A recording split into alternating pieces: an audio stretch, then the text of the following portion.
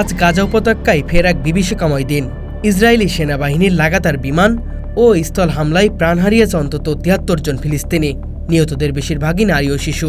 সবচাইতে ভয়ঙ্কর দিক হলো এই হামলা চালানো হয়েছে বাস্তুচ্যুত মানুষের একটি আশ্রয়কেন্দ্রের উপর, যেখানে মানুষ নিরাপত্তার আশায় জড়ো হয়েছিল। সকাল ৬:৩০টার দিকে দক্ষিণ গাজার খান ইউনুস শহরে একটি আশ্রয়কেন্দ্রে ইসরায়েলি যুদ্ধবিমান থেকে ফেলা হয় এই বোমা। এই কেন্দ্রটি ছিল মূলত একটি স্কুল ভবন, যেখানে জাতিসংঘের তত্ত্বাবধানে আশ্রয় নিয়েছিল শত শত গৃহহীন মানুষ। স্থানীয় স্বাস্থ্য কর্তৃপক্ষ জানিয়েছে, মাত্র কয়েক সেকেন্ডের ব্যবধানে ৪০ জনের বেশি মানুষের মৃত্যু হয়, যার মধ্যে রয়েছে অন্তত ২৫ জন শিশু। এর আগে ১৯ মে গাজার হাসপাতাল ও শরণার্থীর শিবিরে ইসরায়েলি হামলায় ১৩৫ জনের বেশি ফিলিস্তিন নিহত হয়।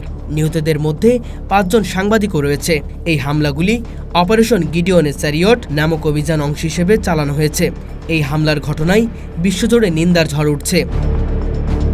জাতিসংঘের এক মুখপাত্র বলছেন, আশ্রয়কেন্দ্রে হামলা করা আন্তর্জাতিক মানবাধিকার আইনের সরাসরি লঙ্ঘন। অন্যদিকে ইসরায়েলি সামরিক বাহিনীর দাবি, তারা সুনির্দিষ্ট লক্ষ্যবস্তুর উপরে হামলা চালাচ্ছে, যেখানে হামাস যোদ্ধারা গোপনে অবস্থান থেকে হামলা চালাচ্ছে। তবে কোনো স্বাধীন তদন্ত বা প্রমাণ ছাড়া এই দাবি অস্বীকার করছে স্থানীয় মানবাধিকার সংস্থাগুলো।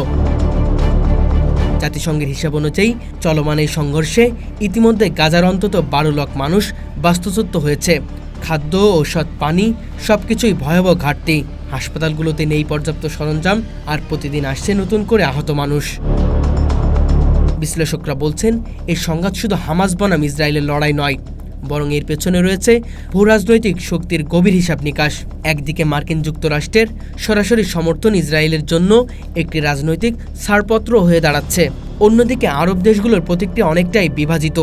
এই ধরনের আধাসামরিক অভিযানের লক্ষ্য যদি হয় সাধারণ মানুষের আশ্রয়, তাহলে সেটিকে গণহত্যার সঙ্গে তুলনা করা যায়। আন্তর্জাতিক অপরাধ আদালতে বিষয়টি তদন্ত হওয়া জরুরি, কিন্তু এই পর্যন্ত বড় কোনো রাষ্ট্র দৃষ্টান্ত কার্যকর পদক্ষেপ নিচ্ছে না। এমন সংকটে বিশ্ব সম্প্রদায়ের ভূমিকা কতটা জরুরি তা নিয়ে প্রশ্ন উঠছে বারবার। জাতিসংঘ ও বিভিন্ন আন্তর্জাতিক ত্রাণ সংস্থা বারবার আহ্বান জানিয়েছেন, গাজার মানুষের জন্য মানবিক করিডোর খুলে দিতে হবে, যাতে খাদ্য, ঔষধ, জ্বালানি পৌঁছানো যায় নিরাপদভাবে। আন্তর্জাতিক রেড ক্রসের মধ্যপ্রাচ্য বিষয়ক পরিচালক বলছেন, যুদ্ধ চলতে পারে, কিন্তু মানবিক সহায়তা বন্ধ করা উচিত নয়। যারা সাহায্য করতে চায় তাদের জন্য অনেক সংস্থা ইতিমধ্যেই অনুদানের সুযোগ রেখেছে, তবে সবার আগে দরকার একটি অবিলম্বে যুদ্ধবিরতি।